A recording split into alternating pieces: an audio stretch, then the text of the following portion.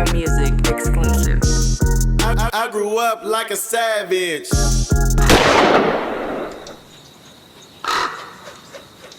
Kennedy his time, you know? I'm sure gonna make sure that we overpost that because CNH called him a hater. You know what I'm saying? And like, you know what I'm saying? And it's crazy because that one thing could set him back because the way we communicate and get along, a motherfucker start thinking everybody said that. Yeah, it's like true. When he said that, everybody said it at once. Oh, that nigga a hater. Yeah, you know what I'm saying? That's all it takes. So snowball effect. After Beats by the Pound, you say you try to get steady. You do get Steady Mobb'n in a situation somewhere. Yeah. So after the No Limit situation, Steady Mobb'n come to me. They're like, we messed up. We want to get back on board with the Bomb Shelter crew. I say, okay. I'm see, before they got over there, they was all of them was block monsters. I had Collision, Brother Bro, Time, and C Rider, and Cousin P, Acolo, and Steady Mobb'n. They were all block monsters. I was trying to do at the time like a Wu-Tang thing. I was gonna put everybody on one compilation project. And let everybody shine on that project and hopefully get everybody individual deals the same way I got Steady Mobb'n situated. Well, Steady Mobb'n wanted to get back on that plan, I guess, in a sense. I don't think they really did. I think they just was going along with it. So I got some deals lined up. I got a situation lined up with them over at Warner Brothers. Warner Brothers was going to give me a distribution deal along with Messy Marv. So I was going to take Messy Marv and Steady Mobb'n over to Warner Brothers. These cats trying to backdoor the deal. They calling over to Warner Brothers talking about, oh yeah, man, we don't need DJ Daryl to talk for us, man. We gonna do our own thing. So now I'm on the phone trying to talk to cats at Warner Brothers I'm talking with. He like, yeah, man, some guy, Billy Bavgate, calling. And I'm like, oh, he making me look bad. And then Messy Marv, he really lives up to his name. Is that right? What was he doing, man? I did a whole project for Mess, and I contract. He come to my studio every day. Contract sitting there, wait for him to just sign. Damn. We record music. I'm like, it's a production agreement. It just says, I'm gonna produce your music. I'm gonna go shopping and get you a situation. The money that come, we gonna split it 50-50. Right. That's all the contract's saying. All right, I'm with you, D. Don't worry about it. Let's do it. He never signed. We get to the last song, and I got some fire for him. I got Nate Dogg singing the hook on one of the songs. So he come through the studio one day with some dude he claimed to be his cousin. And he like, D, man, I changed my mind, man. I want to do it independent instead of going through the majors. I had already lined this deal up. Now I got Steady Mobb'n already then backdoored me. Now I got Mess reneging on me. Mess being messy. And man, it was a bad time for me because I'm going through a divorce too. My first marriage, I'm going through a really messy divorce, and all this would have really helped me deal with it a little better. But it was really bad. Yeah. And so I said, Mess, I ain't trying to do it independent like that. It's more money involved if we do it through the Warner Brothers. I mean, they gonna give me, because I'm trying to get a label deal. I done been around P. I see how he do it. I see how it go. Shit yourself, yeah, I'm like, man, it's best to have these people behind you. They give me a $3 million budget to bring artists like I'm bringing, because they know I can do the music and really follow up on the music. But they understanding the people that I'm dealing with don't have that business sense, and they knew that. They like, man, it's the people you dealing with. Right. So he said he wanted to just get one track from me. He wanted to get the track featuring Nate Dogg. I said, okay, give me 7 bands for it. Because I worked something out with Nate Dogg for him to let me get it. Yeah. So his vocals alone is like 2,000, and then I'm trying to tax him a little bit because you didn't messed up the situation for me. So. Of course. He like, okay, I'm gonna go let me and my cousin gonna talk about it. His cousin come back, right? Him and his cousin come back with a case, right? Like he got a case full of money, He said, man, we ready to get that track. He patting on the case. I said, okay, let's do it. Since we ain't doing the other deal, let's do this one. So he opened the case and it's like $3,000 rolled up. In this big ass cake. And I'm looking like, take Tell them quit playing so much, man. Like, I can't even believe this, man. I can't make this up, man. It's real. I said, man, this ain't 7,000 right here. I thought you had some money up in here, bro. He said, man, come on, D, let's get it for 3. I said, I can't do it. So, and I can't make this up, man. So that didn't work out, right? And I ended up moving to Las Vegas. Okay. I moved to Las Vegas, and I've been out there for. I lived in Vegas for like 7 years. So like I think maybe the last year that I was living out there is 2008, 2007, something like that. I'm in the mall. Guess who I see coming? Messy. The mess. Juice and Messy Marv. Messy one. Now, understand this, right? I'm looking for Mess because that song I never sold it to him. Okay. The one featuring Nate Dogg. Mm-hmm. I sold it to Ced at Black Market Records. I don't know if you're familiar with Cedric. I know. So I sold it to him, to his artist. He had an artist named K5. I sold the song to him while I was living in Vegas. Okay. His artist is in my studio at my house. We record the song. Ced called me up. He said, D, how you do me like that, D? I'm like, what you talking about? Man, you heard Messy Marv new album? I said, no. He said, man, listen to this. And it's the song. Wow. With Nate Dogg. Wow. I'm like, what? So what he done did was Meston stole the demo song out the studio and put it on the record. But he had already had it before he was trying to do the deal. You know, because remember I told you he was coming to the house every day. We recording. So I'm waiting for him to sign. So he had stole a CD with the demo version of the song on there. So he been there. The fact that you even dealing with this type of business is that you went from reel to reels to DATs to the MP3, which is the changing of the guard. The MP3 fucked music up for a while, and us in the Bay Area, we was stuck because we independent. Yeah. Right? So we independent, right? So when you an independent artist or a producer, you used to doing what you doing. When the MP3 came out, it's like, it changed the whole game. Take music. Like, man, wait, they don't gotta pay for this shit. Man, let me tell you, the game changed so rapid for me because, like I said, I was in high demand. You know, everybody was trying to get tracks from me. What happened was, I went to Frisco and worked with Juice. Now you got to remember, I don't know if y'all remember, but politics between Oakland and Frisco was kind of sketchy. Nobody from Frisco really wanted to come over here and rock with nobody from Oakland, and vice versa. But I didn't trip. I'm trying to get some money. So I got my partner Mike. He was hustling out there. He like, I got an artist, man. I'm trying to do my music thing. You know, I'm gonna pay you for some tracks. You come over here and do some tracks for him. I went out there and did it. Yeah. His project became a success. It got around all over Frisco. He get them beats from DJ Daryl from Oakland. So that kind of bridged the gap between the politics between Oakland and Frisco right there. So everybody was like, oh, I guess it's cool for me to go holler at him. Yeah. So I'm doing business with cats in Frisco now. And I had already bridged the gap with T for AWOL, Seabo and Marvelous. Right. You know what I'm saying? So I'm doing music, you know, connected with everybody on it. And I lost my train of thought. What I was doing? You probably told the story so many times. Well, this story is a little different because at the that's what it was. So working with those cats, everybody trying to get beats from me. So I had to up the price a little bit because it was coming to, I was getting too much work, you know. And it was getting to the point where people would come buy beats from me and then go resell them to another artist. God. And I'm like, damn, I didn't know I did a track for him. Like, I bought this track from so and so. Like, I sold that to so and so. Yeah. Okay. So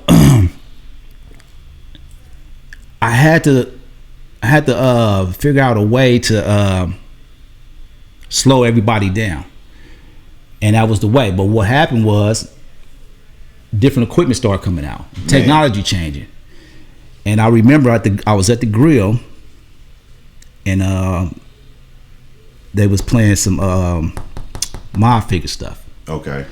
and I'm listening to the music. And I'm like, man, that sounds like something I would have did right there. Right. And they were like, yeah, One Drop Scott did this. I'm like, okay, One Drop got some fire. Now I've been knowing Scott for a long time. We go way back. Yeah. And I'm like, okay, so I didn't trip. And then I think it was Lev told me, he say, I said, how much? No, one of the mob figures. I said, how much y'all pay for that? He said, man, I got 6 beats for $600.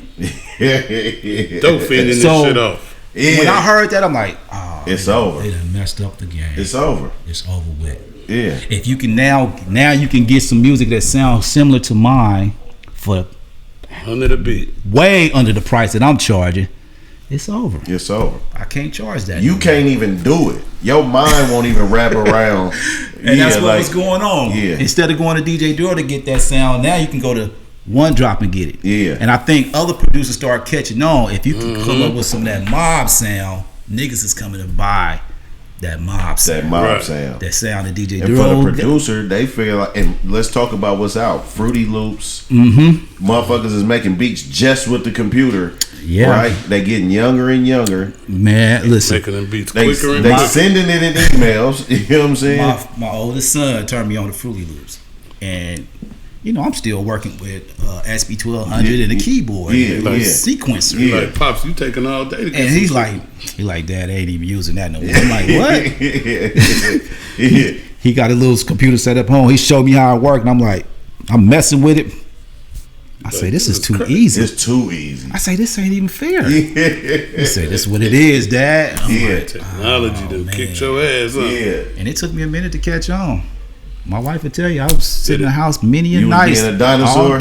Man, I didn't even want to switch Did over. it took the love of the music away for a minute?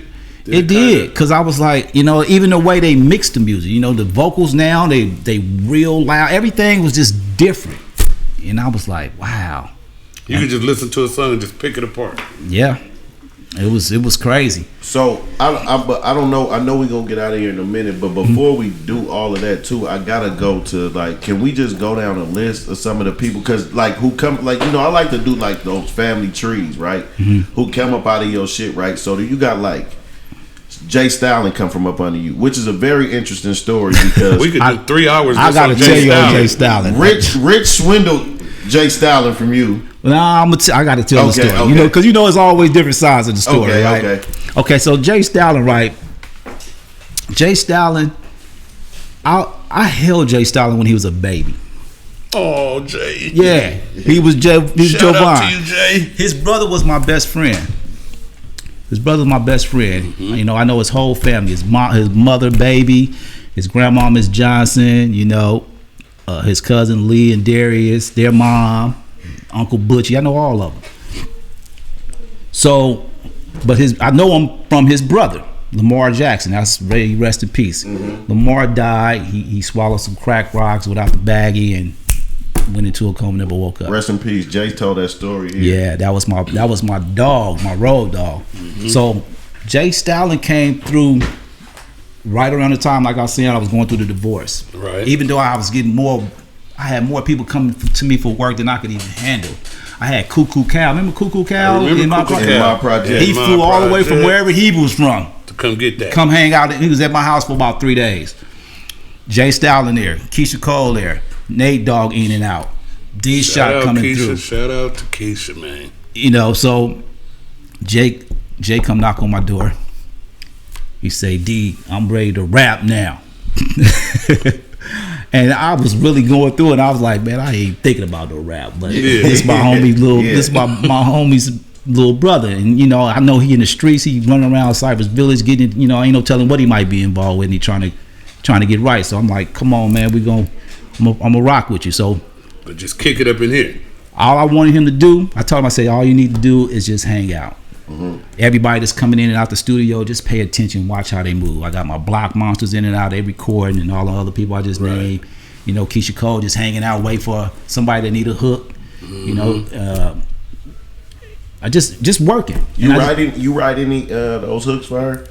Not for Keyshia, because I know for a fact I used to see her. A lot of them songs that became platinum hits, she had Yeah, she already had. She was always dope. She was bad. She was bad motherfucker. Yeah, she was hanging out really with Dwayne. Yeah, you know, Dwayne Wiggins was right across the street from me. Yeah, he was on the same block. So she wasn't at his studio. She was at mine, and another one that was one of my partners, the General, his studio. Okay. So she was hanging out, and Jay was there. And people tell you, I remember one time Juice came through to get a track, and he's like, D, who's this little nigga? He's stepping over Jay Stalin. Jay Stalin. So this the mix boy. Jay Stalin laying on the floor somewhere in the middle of the floor. Yeah, he young and little. Yeah, just laid out. Yeah, he just wait for me to say, go ahead, write something. Yeah, he like, D, when you going? I'm like, just check out. I just want you to see how, because you know when he came, he didn't know how to structure a song. Mm-hmm. You know, he came to me, he played me a song that he made with 2 radios. Yeah, you know, he rap on one, play the music on the other. Yeah. So I wanted him to learn how to record. You know, and I was telling him, you know, being a recording artist is what matter. You know, not just being a rapper, but being a recording artist. And I would take him to Grill. I was working with Vale Quan on some stuff and let him say something on there, maybe a little verse or something. But I really wanted him to learn. And he was pouting the whole way through. Yeah. You know, he kept wanting when I was going to do something for him. Right. So Rich called me up. Now, mind you, I haven't worked with Rich since the whole Def Jam situation, you know. Now he ain't on Def Jam no more. He done with it. He doing his own thing. He called me out, he was like, bro, I need some tracks. I'm about to do a new album independent. I said, okay, this might be the time for me to get Jay Stalin on something, because I know Jay could write. You know, he was right. He was a writer, and he didn't learn a lot because he'd been up under me almost like a year or so now. So I said, he could write better than he could deliver at the time. Well, yeah, he had to learn. He just had to learn everything. He had to learn how the studio operate, how to, you know, use different tracks and all that stuff. It wasn't, because like I said, he was used to just playing a radio and using another one to record. So he just was, you know, he didn't understand how the studio operated. So I wanted him to learn that. So I was like, this is the time. So I went to the studio. I had three or four tracks on a CD and played it at the Grill. Jay Stalin sitting there. Now I had let Rich hear a demo on Jay Stalin before, so he was familiar with Jay Stalin. He liked him. So Rich, I don't know. Rich was kind of like, he didn't really know. His energy was different. You know, his creative energy wasn't there. So Jay Stalin, he excited. He said, "Oh, D, I got something for this. Every track I play, I got something for it." Yeah. So Rich let him go in there and spit it. Let me hear what he sound like. He go in there and do a hook. And he's like, "Ooh, that's dope." Yeah. He said, "I got a verse for it too. Go ahead, lay the verse." Oh, we keeping that. Yeah. So he ended up spitting. He ended up writing really 3 songs for Rich on the Nixon Pryor Roundtree project. Damn. Okay, damn. And it was a keeper. Wow. And that was the first time people actually heard Jay Stalin. Mm-hmm. But like I said, I wasn't in a position mentally to really do nothing with music. I was my divorce lasted a whole year, so I'm in and out of court. Yeah, you just, and you know, I'm trying to deal with that, you know. But the divorce is expensive. It was very expensive, and I lost everything from behind it. You know what I'm saying? I just that's why I ended up moving to Las Vegas. California divorce. Yeah. That's a different level of the game. Motherfucking California divorce. You won't have some shit you think I'm probably getting. Yeah, it was. Feel me? It was probably was a lot of that, huh? You made all these records. Oh man, they was trying to. Man, I ain't recoup no money for that. I had 18 plaques, gold and platinum plaques. They're trying to auction my plaques off. Wow. That's what she wanted. But anyway. Yeah. Anyway, he and Jay Stalin landed on that. And I remember him calling me talking about, "Oh man, the Jack heard me on Rich stuff. He want me to do a verse for him." I'm like, go ahead on. That's what you needed. You know, if nothing ever came from me personally, like me putting records under him, under Bomb Shelter, I wasn't mentally in the right state. You know, my company, everything was folding. Right. But he still landed to where he can do his own thing. And that's all I really wanted him to be able to do. Yeah. You know, so. I'm just trying to stay racked up like you.